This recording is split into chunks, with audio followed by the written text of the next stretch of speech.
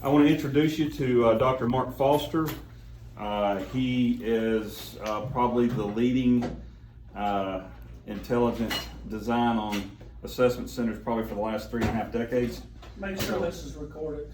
Yeah, it's recording, so yeah, you can buy me lunch later. But anyway, Dr. Foster has done assessment centers all around the Southeast, worked with UGA for years, has defended and supported his program for a number of years as well. So we are thrilled to have him back. He is actually retired from UGA now, and he has his own company, the Mark Foster Company. So this is who we'll be using for this assessment center. I can't imagine it's going to be a whole lot different from the other ones. What I do like is what you're seeing this morning. This did not happen, as far as I know, before. So an orientation, just to kind of give you guys a snapshot of what you'll be getting into, I think is great for you guys.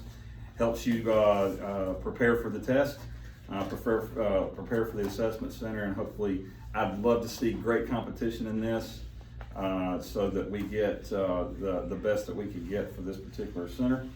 So any questions so far from me? Because I don't know jack squat about what he's about to say. So. The dates I'll give to you once we get to the end of this. I think it's going to take about an hour, right, Doctor?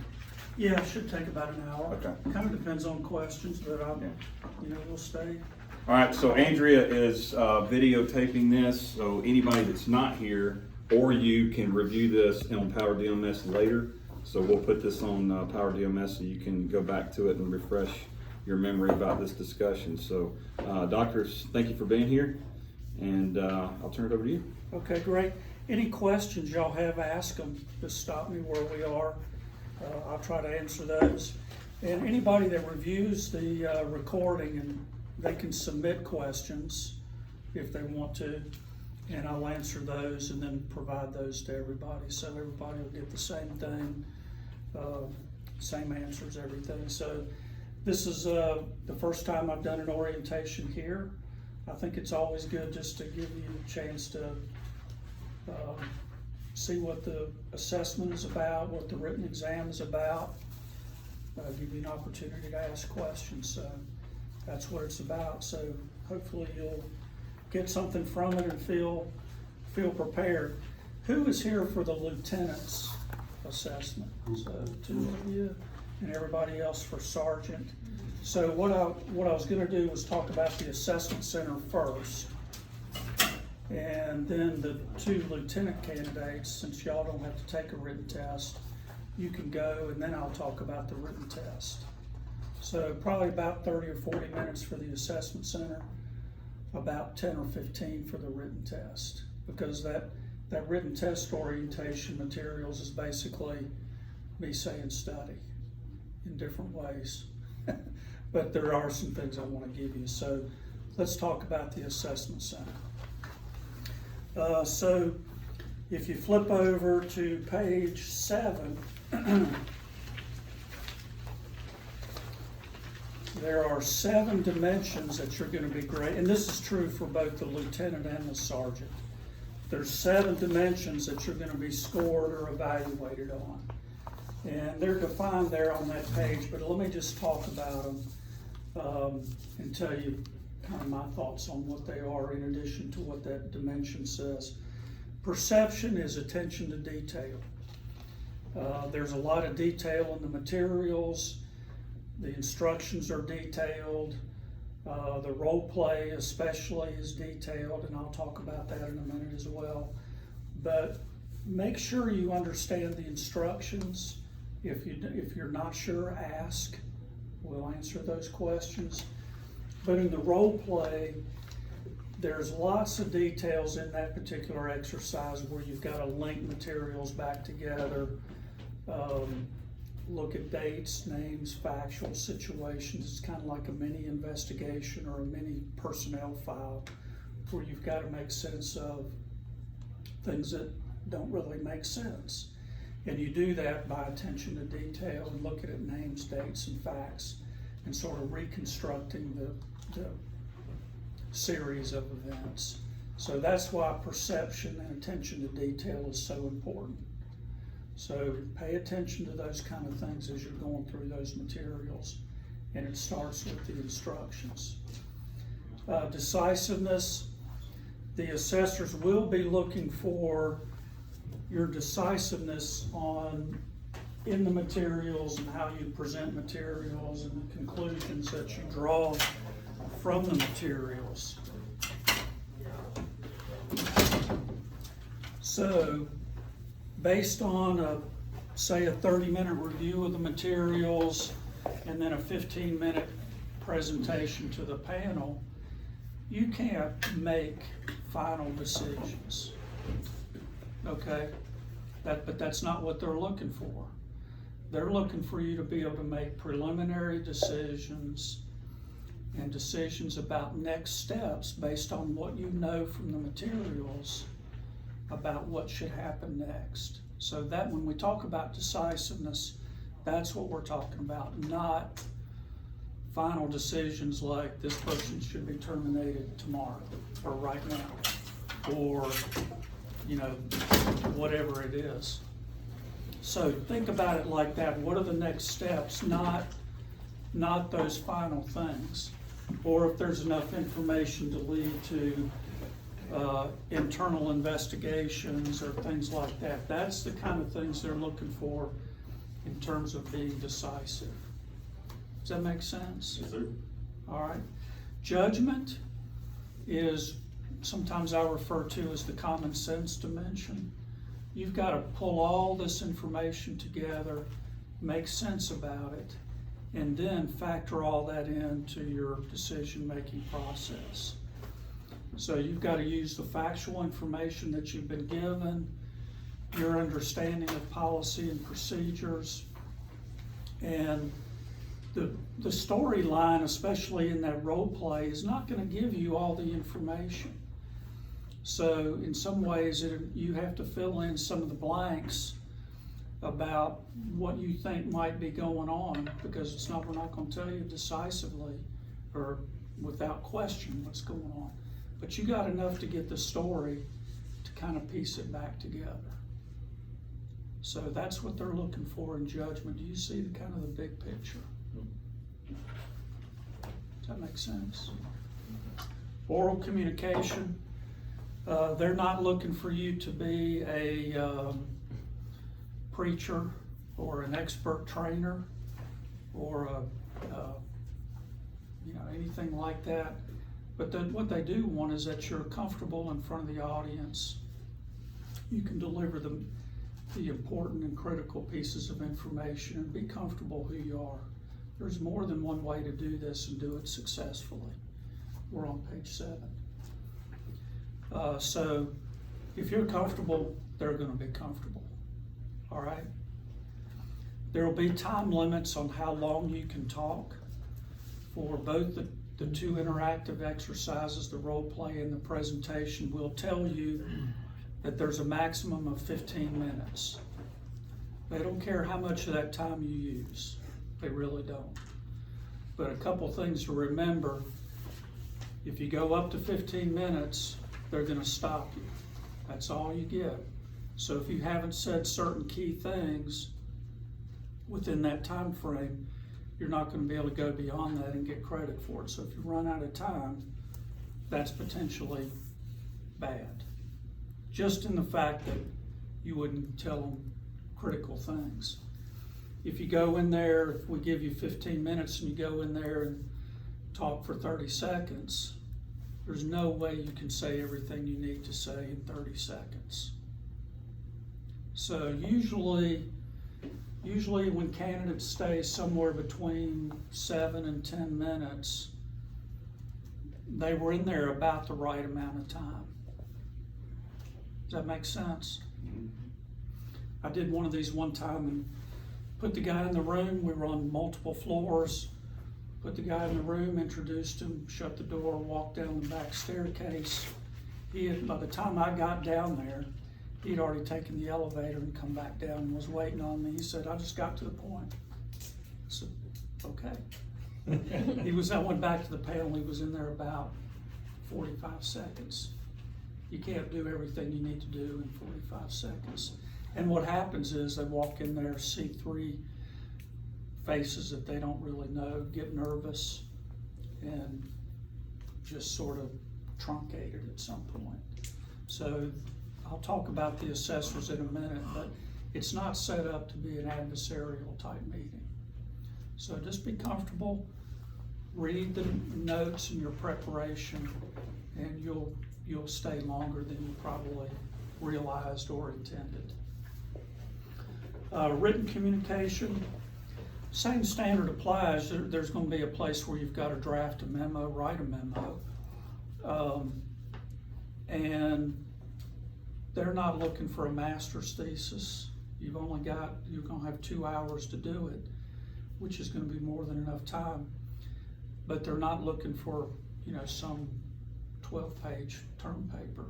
A couple pages is usually what the parameters are, usually 1 to 3, something like that. It'll be different for both ranks. But they are looking for things, they are looking at spelling, grammar, punctuation, and content as part of it. So for the written communication piece, make sure you proofread it before you turn it in. And you'll have time to do that within the 2 hours. Handwritten? That was my question. Are we gonna handwrite, or are we gonna allow computers?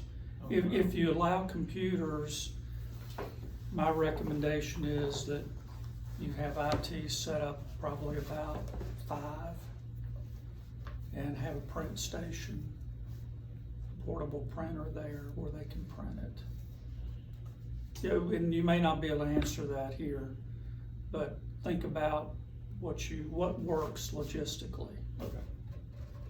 And I'm okay with either one. It's about half and half departments that I work with, ones that do the computers. And most of the reasons why departments don't do it is because, Access to everything. well, that's why we have one IT to come and do it and sort of have standalone computers where they're not But- accessible to the internet or. But still spelling and grammatical and. Well, I'm okay if you wanna allow Word where it's all spell checked, I'm okay with that. Which makes even one typo or misspelled word even more critical, because assessors will say, you got spell check and still there's 5 misspelled words. So think about what option you want. Okay. If it's handwritten, which I think it has been in the past, if it's handwritten, it's still not a lot to write, and they're not gonna be scoring the neatness of your writing. As long as it's legible. As long as it's legible. So either way, the only thing is you're probably just not used to writing a couple of pages. So, but either way, be prepared for either way, and we'll probably give you a little bit of an advance warning on that, what we're gonna do once that's I'll let you know next week. solidified, yeah. Leadership is really the dimension that pulls all this together, using resources that you've got, factoring in policy, setting tone and direction of the next steps, who you might involve in the department. So that's that's kind of also a pulling it all together type dimension. And then organizing and planning, I mentioned you'll have, for the 2 exercises, the 15-minute exercise time when you're in the room, but for both of those, you'll have 30 minutes prep. So during that 30-minute prep time is really where you get it all organized and pulled together and sort of lay out your action steps. So that's a scoreable dimension, so they'll be looking at your notes and that kind of thing. It is possible that you go through the materials for the role play, say for example, go through the materials, 12, 15, 18 pages of materials. You never take the staple out, you never write a note, you never write anything on the materials. And you can commit it all to memory and go in there and lay out your plan. That's a rare bird that can do that. Usually I would encourage you to take the staple out, lay the materials out, make some notes, those kind of things, use Post-it notes, all that. You'll have highlighters. That'll help you pull it together and make sense out of it. That's kind of one of the things that they look at. But it's not, if you don't do that, that's not a penalty. It's just one of the things they look at as a marker.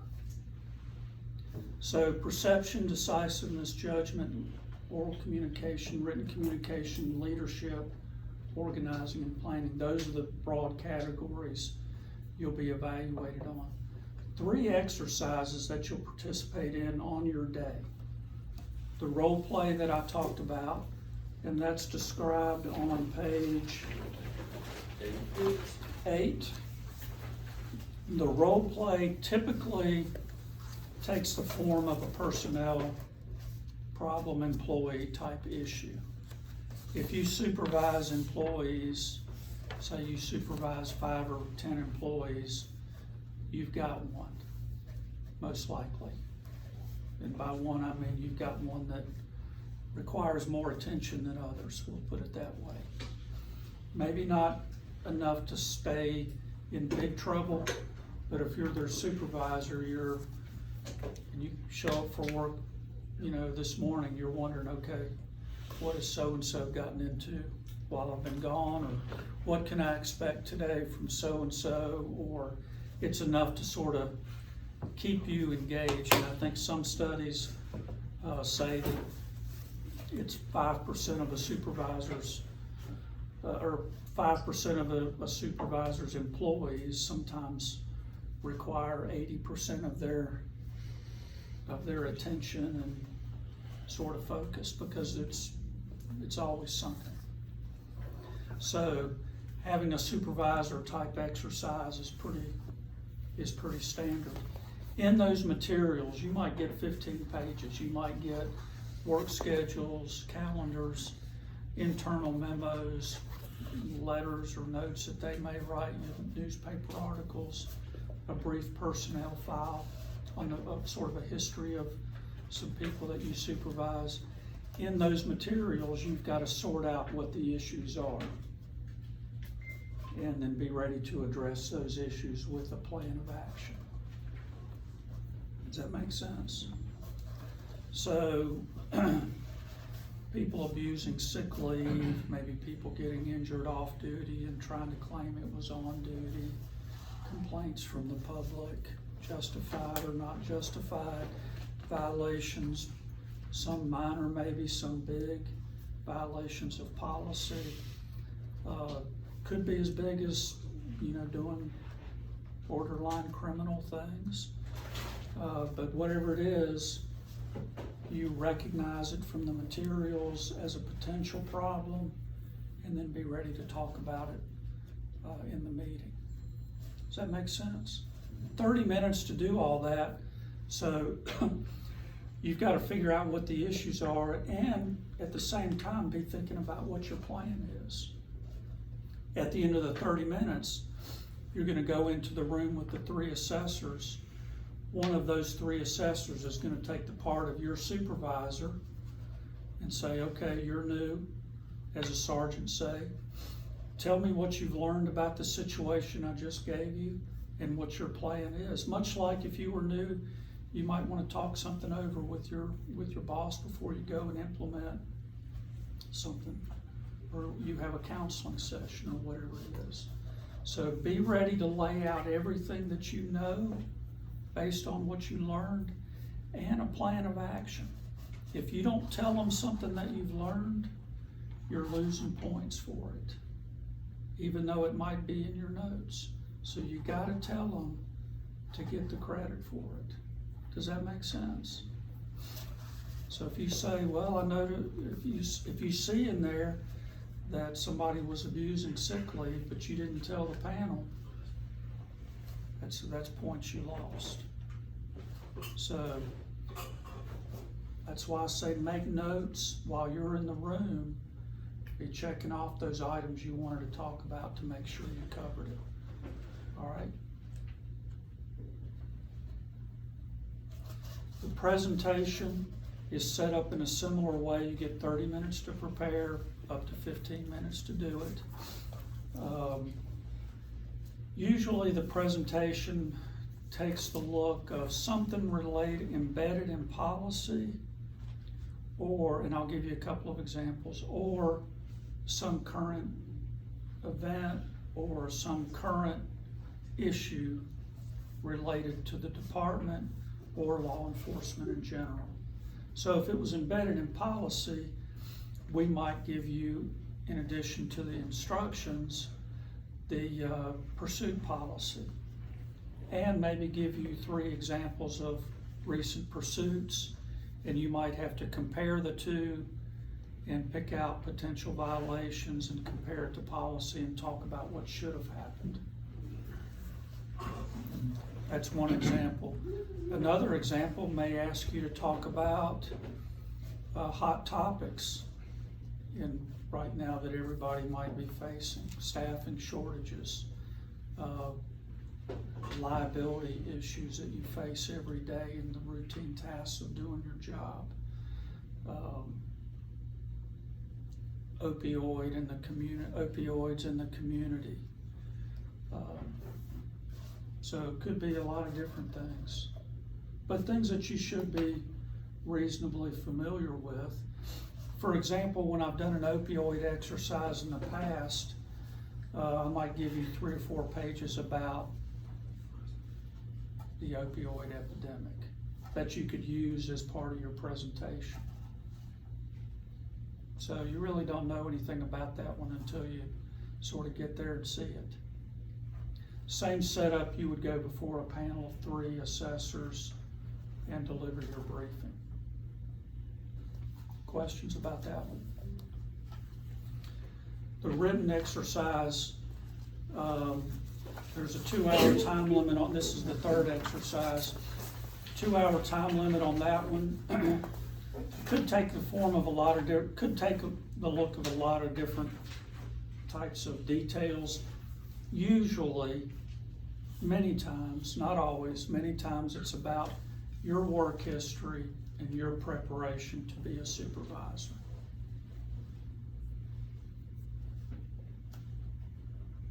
So you can be thinking about that one in preparation. Questions about those 3 exercises? Everybody, you're not going to go through those exercises in the same order. So the 3 don't build on each other, so nobody gains an advantage by going through or doing the writing first versus the role play or anything else. But for the schedule to work and to do it efficiently, we've got to start everybody in a different place. Once you've done with all 3 of those exercises on your day, you can go. So somebody will probably finish around noon on their days. Somebody's going to be last. So in your thinking how long you're going to be there on that day, just think you're going to be there pretty much all day. And then if you're the 12 o'clock guy, great, you're out a little bit early. If you've got something, and there's cases where this comes into play, but if you've got court, if you've got something that is legitimate and you need to go first, let us know in advance. If you tell me at 8:30 after we've already started, there's not much I can do to help you at that point. But if you say, hey, I've got court at 1 o'clock today, I really have to be gone, we can do our best to get you gone by that particular time. Questions? Let me talk about the assessors. That's on page 9. The assessors are all going to be from the law enforcement community. So that's kind of broad. But what I'm talking about with that is other police departments, potentially sheriff's offices if they're in a law enforcement function, or if it's a full service sheriff's office. We mentioned Richmond County as a potential place. That's a full service sheriff's office. They do everything over there. So we're gonna try to pull light people. Could include a GBI agent. Could, in rare cases, bring in a trooper, not always, but, and then in even further rare cases, like a district attorney investigator of some rank or something like that, but that would be even rarer. So expect to see other police departments represented on those panels. They'll all be lieutenants or higher. They will probably be reasonably, well, we'll try to pull from far away enough to where you probably won't know them. You might have had some very limited interaction with them, but probably not. So they probably would not come from Cobb County PD. Maybe Johns Creek, maybe Sandy Springs, something like that close, but the fact that you may have worked with them would have been on a very, anybody who knows them would be a very limited basis. That's one of the things we go through in the training. They get a day-long training prior to seeing candidates. So they're more than ready when they see their first candidate on that day. Part of that training is exactly what we're talking about right now. If they're evaluating the role play exercise, they take that exercise as a candidate, and then they evaluate mock candidates as part of the training on that training day. So they've already, as a group of three, worked together. They've taken the exercise. They've had a briefing from the department about relevant policies that might factor into that particular exercise. And we know that they can work together and evaluate correctly and fairly. Sometimes I, after that training day, will tell an assessor, thank you, but no thanks. It's rare, but occasionally, because they just can't seem to grasp it, or they're overly harsh, or, there might be a variety, or if they know somebody, or have a relative here in the department that might potentially cause a conflict. So all that makes sense related to the assessors. Okay, the rating scale that they're gonna use is on page 6, I think. Yes, page 6. It's a 6-point rating scale. A 6 is outstanding, could be perfect, could be a little bit less. You got all the major points in a very good way. Maybe left out a couple of little things, but by and large, did an outstanding job on that particular dimension, covered almost everything you needed to. A 5 is very, very good. Maybe you left out a few more details, but if you were to step into that role on day one of 5 candidates, they're very ready to take it and would be good to go. A 4 candidate is average, adequate, satisfactory. They covered most of the points, or they covered all the points in an okay way. If you were their supervisor, you'd have to watch them and mentor them and kind of grow them a little bit. That's what that 4 means.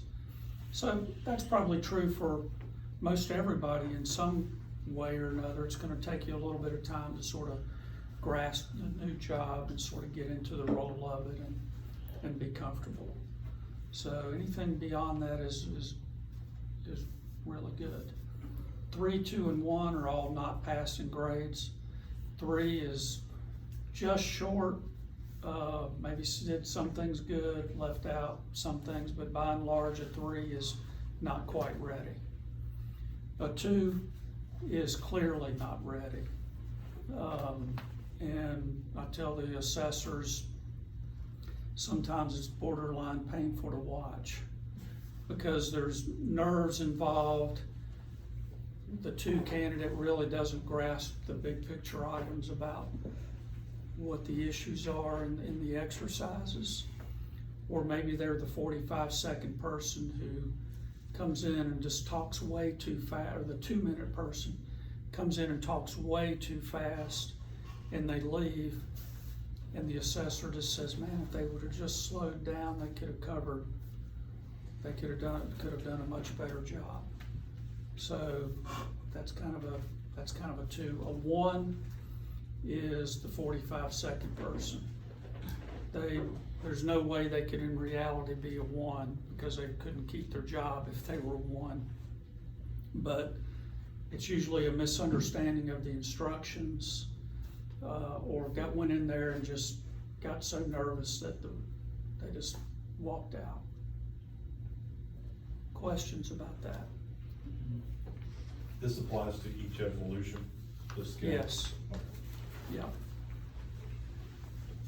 Is it an average of the assessors, or? Yeah, your total, well, all the assessors, well, let me flip over to page, this may answer some of your questions. Let me flip over to page, bottom of page 4, the process. And I've talked a little bit about this, but the process is, you're gonna sit, read the instructions. I'm gonna make sure you don't have any questions based on those instructions, and then we'll set the timer and you're off on your study period, where you can write, prepare, collect your thoughts, figure out what the issues are. At the end of that 30-minute study period, I'll come back and get you, take you to the exercise room where you're gonna do your thing in front of the panel of 3. When you're in there with the panel of 3 in the room, they're not really evaluating you while you're in there. They're taking notes about what you're doing, about what you're saying, trying to capture what's going on as you present it. When you walk out of the room, they've got a checklist that they go by for each one of those dimensions: perception, decisiveness, so forth, of all the things they wanted you to do or touch on.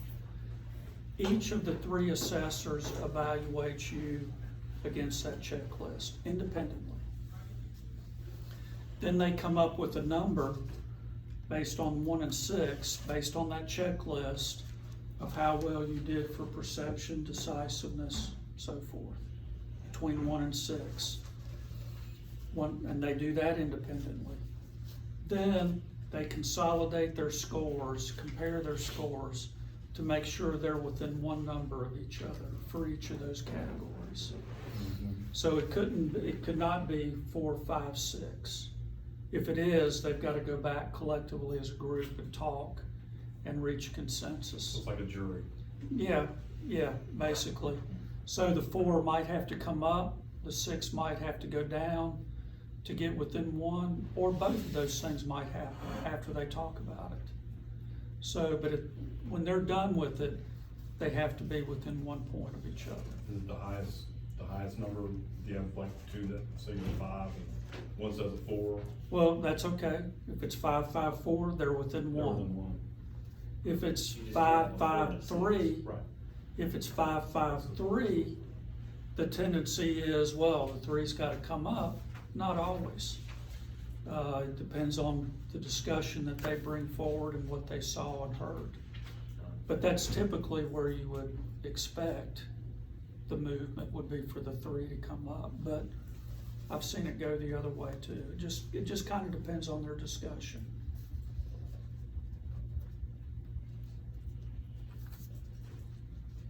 And then all that goes into a spreadsheet, and I can get a total percentage across the 3 exercises for what your percentage total was. Does that kind of get to your, question?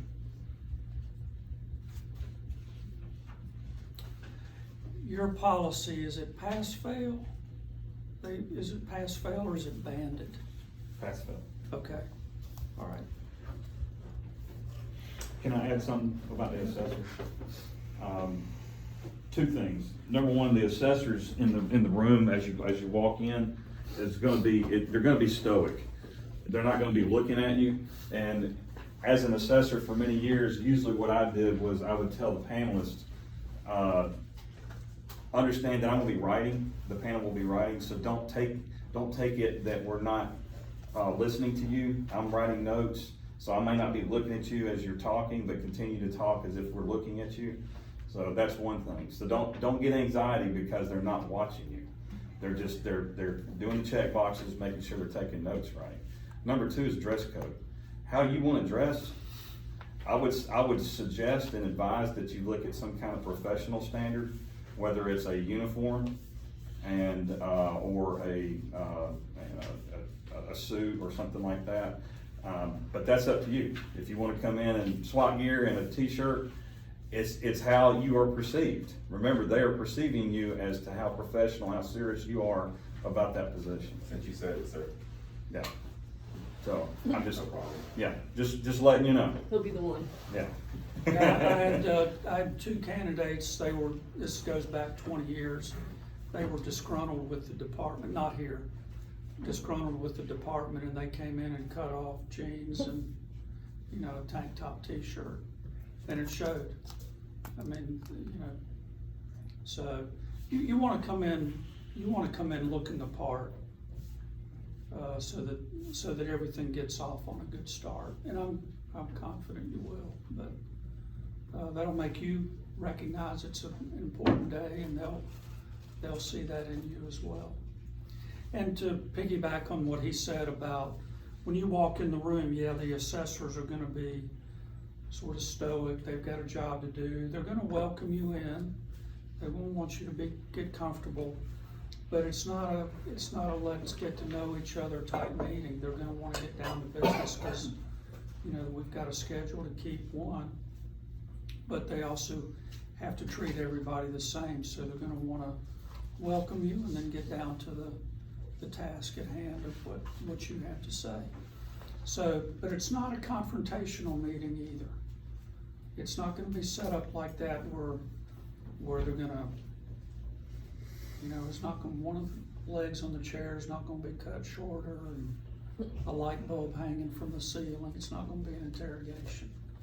So, but if you're ready to sort of take charge of the meeting, then that'll be great, that you're there to present and sort of lead the charge of what, based on your review of the materials, what needs to happen. Sometimes candidates, this happens especially at the sergeant level, they'll review the materials and they'll come in and sort of give a brief overview and then say, but I'll do whatever you want to, Lieutenant. You just tell me what to do and I'll go do it. That's not what it's about. They want to know that you understand the material. You've got a plan of action to lay out. And the lieutenant would say, okay, I like this piece in real life. The lieutenant might say, I like this piece of it, go forward with that. This piece we need to change a little bit, don't do that. They won't say that, but you know what I mean. And so, but they want to know that you have a good understanding of the material and you've got a plan to move forward with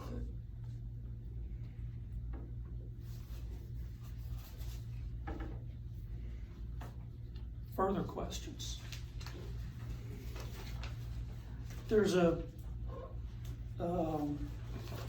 just a couple, the demeanor page on page 5, we've covered a lot of this.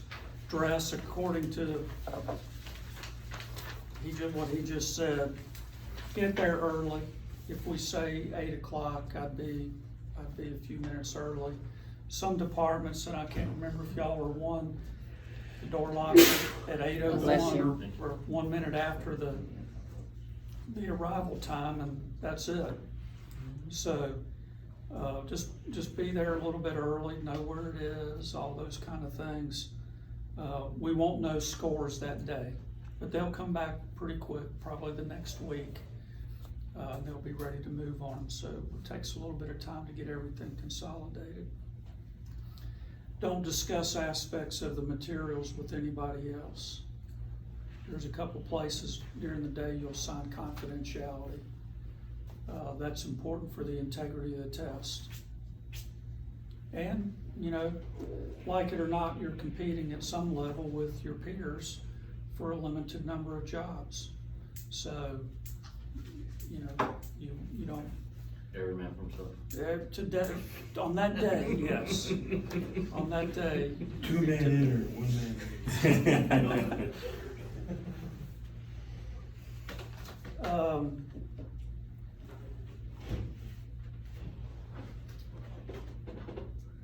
Seems like one other thing I was gonna say, oh, if you wake up that morning and you feel terrible, or something's going on, or something happened, you hit a deer on the way to the test site, make a phone call and we'll see what we can do. If everything's legitimate, you come up on a wreck and you can't leave, make the phone call. If you don't call and just show up at 10 o'clock, that's no good. But if you alert somebody about what the situation is, we're more likely to be able to make an adjustment. Hints for candidates, I think, is the last couple of page or last page and a half. I think I talked about a lot of that. The biggest one that I see is candidates not sharing everything that they know. So make sure you try to share everything that you know based on the materials. That's the biggest thing. And you're going for sergeant, so you know, you've got to be thinking like a sergeant, be attacking the problem like a sergeant would. That's the most difficult one to make, is going to the other side of the desk from an officer to a sergeant. It's a completely different way to think in many ways. Questions? What are we looking at in time? 10:42, so about 40 minutes. I'll stay for just a minute. If you're going for the lieutenant one, you can leave unless you just want more torture. And I'll talk for about 10 or 15 minutes about the written test. On the actual schedule, you said the 6th is the assessor training day, so we won't actually be involved in No, that day. on that Tuesday, I forget what day it It's is. the 6th, I just looked up. Yeah, the Tuesday is the assessor training. You won't be involved on that. Perfect. The written test we're thinking will be Wednesday for sergeants. Your assessment would be either Thursday or Friday. The lieutenant's assessment we're thinking is gonna be Wednesday for everybody. And it But more than look- likely for the lieutenants, it should take a day. Yeah. I mean, yeah. there's a limited number of you guys, so. But look, I know I just said that, but look for the formal communication about that with the location, time, all that to come later. Thank you. All right, good luck to everybody. Mark, real quick, I was just reading in policy about the review and appeal of results. So participating candidates, that they have the right to review any appeal of any aspect of the process, and that a request for the review over any completed aspect would be directly to you during the process of the assessment. Like a written test, after an interview, if they wanted to review something with you. Not on that day. I mean, they could appeal it on that day, but I couldn't review anything with them on that day. That would have to come after that. Because they Okay. won't know the results on that day, so. I know in the past, when they've done written tests, you've had some people come and ask you a few things, so kind of, Now the written test is different. okay, that's, Yeah, now the written exam, the multiple choice test, yeah, is different. okay, And I'll talk about that. okay, I apologize. No, that's fine. Written test. All right, written test. Do it now? Free test, yeah, I like it. Yeah, pre-test. Yeah. Can we keep the copy of it? Cameras on board. So you said this is most likely to be on Wednesday? Yes. It'll be the first thing we do After after the assessor training. if you fail this, do you have to go to the assessment? Yeah. That's what, Yeah, so you don't have to suffer through that process. that's right, Okay. yeah. Is this the only thing we'll be doing on Wednesday? Is what? Is this the only thing we'd be doing on that Wednesday? Probably. Yeah. How long does it usually take? 2 hours. So when we're answering these questions, are we supposed to be answering in accordance with our policy? Yeah, don't do that. Simmer down, Stata. College girl. I'm just teasing, yes. Yes. So, let's see. And let me give you this too. This is.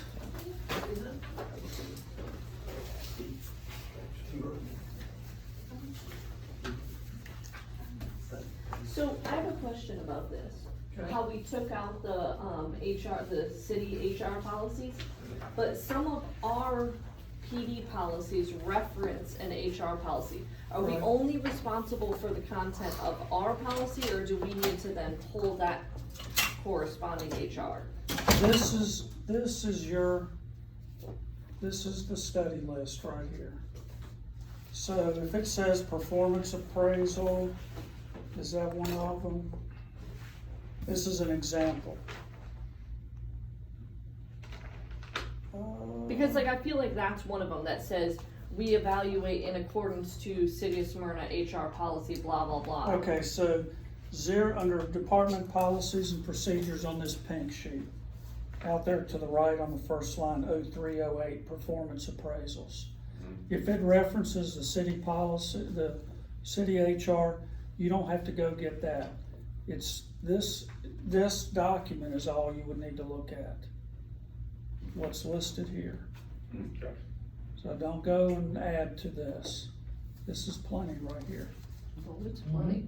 Yeah, but if it says, see the city HR policy for additional, you don't need to do that. The questions won't come from there. So this is your list right here. And I think this has been put out a little bit in advance. There's been some changes since you got that initial list. Not many, but this is the official one. The one that was put out, this is the official study list, okay? There's been changes to the one that was put out a week or so ago. Not many, but a couple, okay? So this is the one for you to look at. The one that was put out prior does not have the number of questions. And I think there was at least one typo on my part. I got the original. Well, I can't cite it now, but look at this one, okay? Everything that you need is listed here. Now, That's actually 1208 for the license period. yep, and I've got a list there, I've got a couple of citations there I'm gonna talk about. But if it's not on this list, don't go and look for it, okay? Now, the Bill of Rights, the first 10 amendments to the Constitution, you can find online, it's one page. The title, Georgia State Statutes, Title 16 and 17, only the ones that are listed, you can find on the web. Your city ordinances, you can find under Muni Code website, that's where I found them, I'm sure y'all got those. Which is on the city's website. Readily available, and it's not all of them, it's just the ones that are cited. The rest of this is your the next 1, 2, 3, 4 sections are your policy, which is available on EMS. They're updated, that's where I pulled them. The last 3 are book chapters that come from this book, and Does everybody have a copy of that? y'all will have been provided the 3 book chapters. I'm reading the whole book just to get better insight, sir. We'd be Good. on extra points for that. Then do it. Hey, you know what? Just sit in the corner. Just read that book. Don't worry about the rest. Sorry to Just interrupt. read that whole That's book. Get those 3 chapters up. If you wanna do that, go for it, Did you but get it in there's Audible? only 3 chapters Well, that for are the movie gonna time be guy. on the test, okay? There's only 3 Is your one chapters, debrief? Who the best which is? constitutes about 105 pages. And I've read those 3 chapters a dozen times probably, and it's a pretty quick read, but it's chock full of definitions, terms, and you can imagine that's where the questions are gonna come from. So, these 3 chapters constitute about a third of the test. So, need I say more? So this is all the materials. This is all the materials from those first sections, your policy, the codes, the ordinances, the Bill of Rights. That's what this looks like printed out. Because I printed mine myself out a copy. And then the 3 chapters. So this is a lot, but it's not, you can manage this. The Kentucky State Police, when they give a promotional test, their materials stack from the floor this high. And you have to go buy the books that they cite. So there's a criminal investigation book that's commonly used was $512. This book is about $100. That's like your whole first year's raise. So, you know, we're trying to put it on one page, but you've gotta go and pull it together. But the other thing is, you could be, you know, y'all have MDTs, you could be looking at Power DMS anytime you've got a minute. Or on your to just- phone. Or on your phone, Yes, just I am. anytime, just be looking at things to refresh. I will caution you, it's one thing to know your policy and work with it. Taking a test on it is another thing, so don't not look at the policies. That's the rest of the test, basically. Does that make sense? Yes, sir.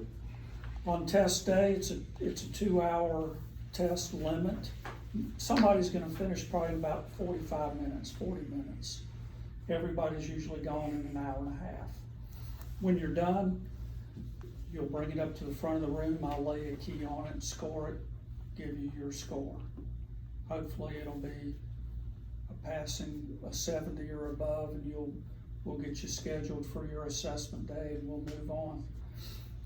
If you wanna challenge an item, this is your question, Andrea. Okay. If for the written test, if you wanna challenge an item, I'll have this book with me and we can look it up. If it's wrong, we'll make the adjustment for everybody. But any appeals, I'm probably not gonna have time to look at it right there. I'll help you look it up, but you'll just need to write out the question number and why you're appealing. Can we look at which ones we got wrong after you score it? Yeah, Okay. does that make sense? But if question 35, we say, yeah, you're right, it says this in this policy and says something different in another policy, which happens once in a while, then we go back and fix that for everybody, even though I didn't only say you that. appealed it, Shit even though happens. only you appealed it, it potentially could impact everybody. With the questions about state code, is the question gonna be phrased like according to 16.520, what are the elements, or will you say like, what are the elements of aggravated assault? I'm not or gonna ask something? numbers like Okay. 16.520 Okay, is the code section for yeah, simple assault. okay, perfect. Assault. I'm also not gonna ask you about punishments for crimes. Now, you might need to know the difference, is it a misdemeanor or a felony? But you're not gonna need to know it's punishable by up to 5 years in prison. That's not your job. You're just Are the elements of the crime there? And that's what it's, Welcome. that's what it's gonna be about. Listen, he's not even at work for real. Dang. No hoochie daddy shorts, sir. The policy says no shorts above 3 inches. They're 5.5. Listen, he had a limp here, okay, just. He's walking on bad leg all the way here, that's what he's like. Does that make sense?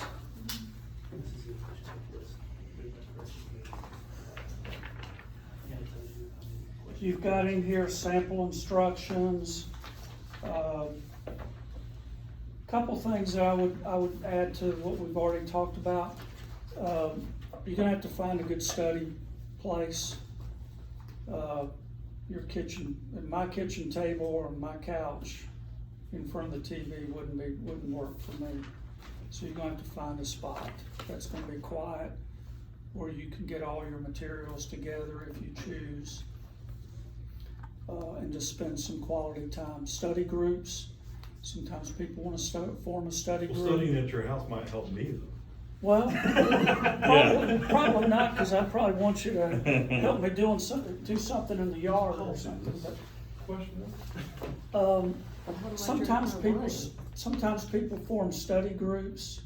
Study groups might be good after you've studied, to kind of quiz yourself, but they're not gonna be good to help you learn. You're gonna have to grind it out.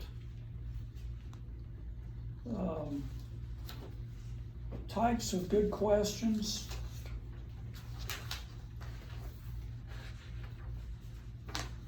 Let's see, somewhere in here it talks about numbers make good questions, definitions make good questions.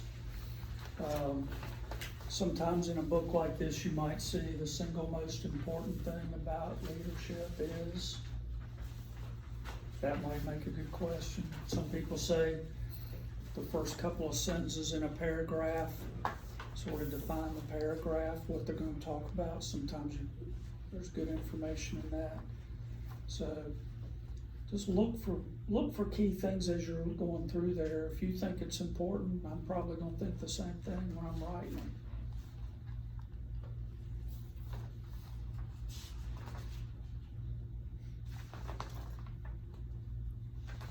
Don't put it off. Don't procrastinate. You got a little more than a month right now. I'd probably figure out, this is 105 pages. This is, I don't know how many, but I'd figure out, if I'm thinking about 5 days a week, how many pages do I need to read every day to get through it, and then save myself a week and with 2 days as catch up during the week. And then if I save myself a week at the end to go back and review what I've highlighted or what I've studied. That's one way to do it. Some of y'all I know look at me printing this and say, old man, but that's how I would have to do it. I know you young kids read on your phone and, read on the computer and all that. I couldn't even begin to do that. So whatever works for you is basically. Mm-hmm. There were 2 policies that I think in that initial document were highlighted. They have now been updated. That's correct. So we're good to go on that. There's Dress code and critical incident. Property and evidence and Did somebody everything's done now. Did somebody get an orange sheet that was marked out, had some markings on it?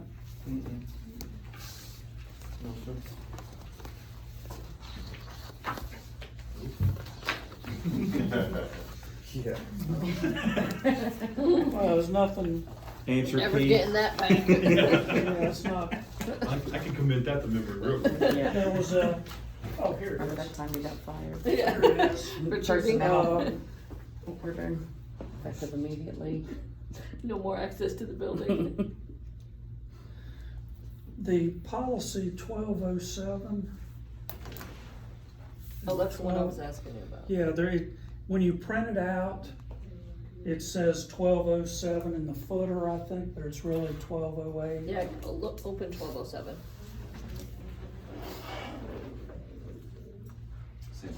Is that What's the footer say? Yeah, it needs to be, 1208. I'll fix that. But when I wrote down the policies, or when I created this, I put out to the side what that policy is.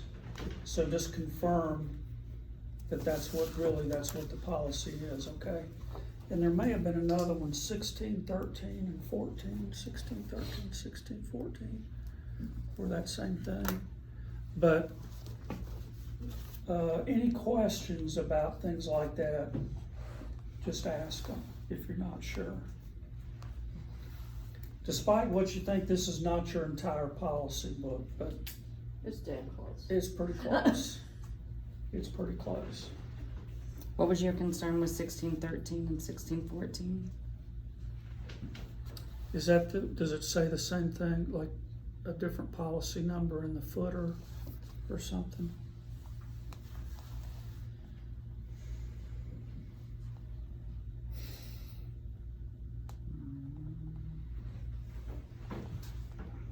$16, $14 is road checks.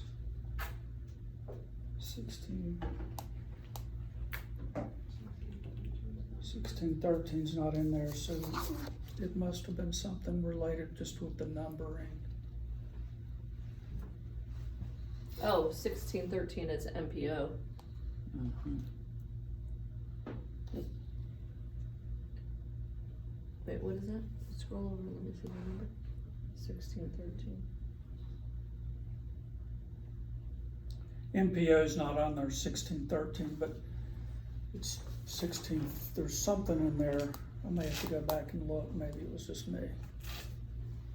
But anyway, My phone's froze up.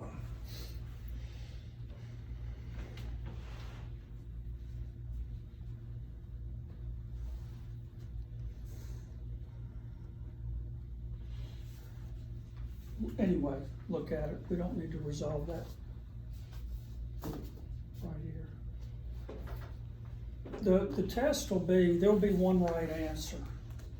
Okay, it's not a written test where you know, there's a question that's this long and then it's choose the best of the 4 right answers.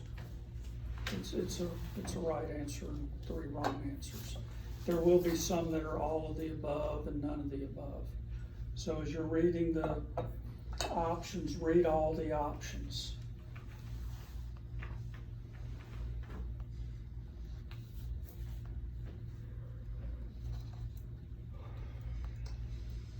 What else can y'all think of? Only question I got is, you do the written test, then the assessment, is it an added score to make the list, or that's completely separate? I think the way it is you pass the written test, Mhm. that score doesn't follow you. Oh, okay. Then the assessment is Assessment what is kind of what, yeah. The assessment, you basically have to pass both to make the list. oh, tracking, I was just seeing that there was like But it's not a an combined algorithm score. for it. There's not a combined score, as I remember. Mhm.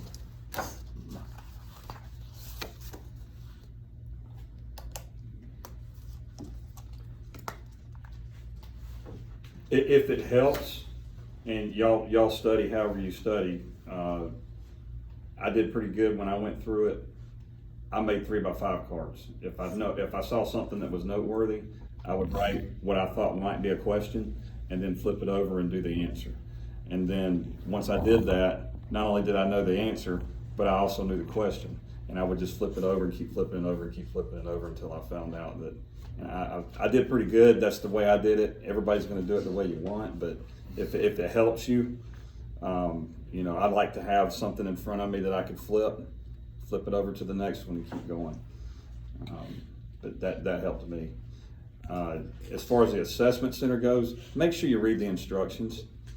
I don't know if the doctor mentioned this or not, but if you don't read the instructions and you feel like you've done a good job but you didn't follow the instructions, it is painful on the assessor's standpoint that you did a great job but there was nothing to check off. And it's horrible, because you, as an assessor, we are encouraging. We want to see everybody do well. But if you don't follow instructions and you miss the boat, you can't go back and fix it. So just make sure you do that first, and keep reading those instructions as you're, developing and organizing your material. So those are some of the things I can That's think of. exactly right. As an assessor, they want you to do good. Absolutely. Because it's easier for them to score. So from that perspective, when you walk in the room, that's what I was trying to say earlier. I didn't say it quite as good as he did, but they want you to do good. It's not an adversarial type meeting. But at the end of the day, if there's nothing to check off for you, they can't make it up. So if you walk in knowing they're on your side, you can kind of calm down a little bit and just go with what all the notes and everything in that assessment center that you make and use to prepare, you can take with you. That's why we let you make them, and you can use them. That's why we let you take them. So, you've got all that personnel problem in the role play. You go in there, it's hard to have all that committed to your memory. Use your notes. Make sure you say what you want to say while you're in there.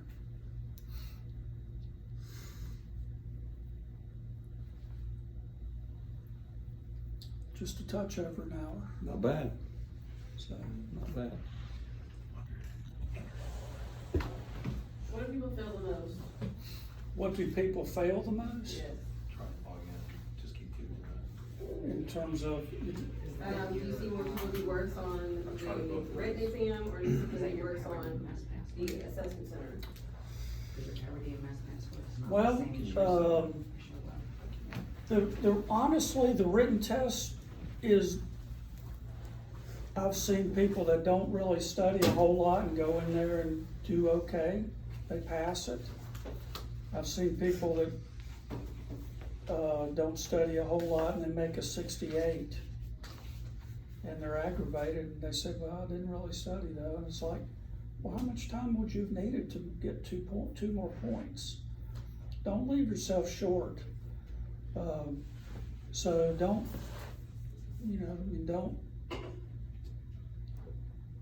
put in the time on the written test, and you'll see the results from it. Don't put in the time on the written test. I don't know. You might still squeak through. You might not. I've seen as low as 30s and 40s on the written test, and I've seen 98s and so forth.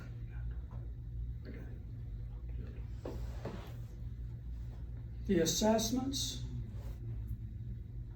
there's a lot of other factors that go into the assessment center piece. People come in super nervous on that day, or, I don't know. But just come in and think through, read the instructions, and you should do fine. I don't see a lot of 40s and so forth, so I'm not trying to scare you. If you study, and you'll do fine, but you gotta kind of put in your time for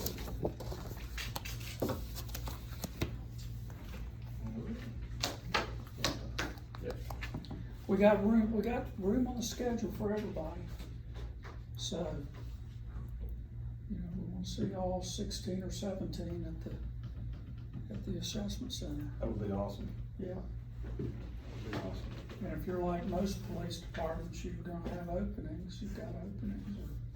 Openings now and down the road, probably. So, And the list lives for 18 months, and the chief can extend it to 2 years, so by policy. So there's always things going on, so you never know. People get promoted. and that 2 years, 18 months sounds like a long time, but I did a test one time about 12 years ago for the Alabama troopers. And they had not had an opportunity to sit for an exam, promotional exam, for 9 years. And when they took that test, they didn't know when they were gonna get to take a test again for promotion. That's pressure. You know, at least in 18 months, 2 years, you'll have another run at it. You don't wanna sit idle for that long necessarily either, but you know there would be another opportunity.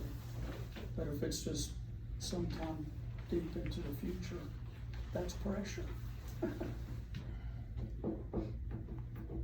That's all I've got. Thank you.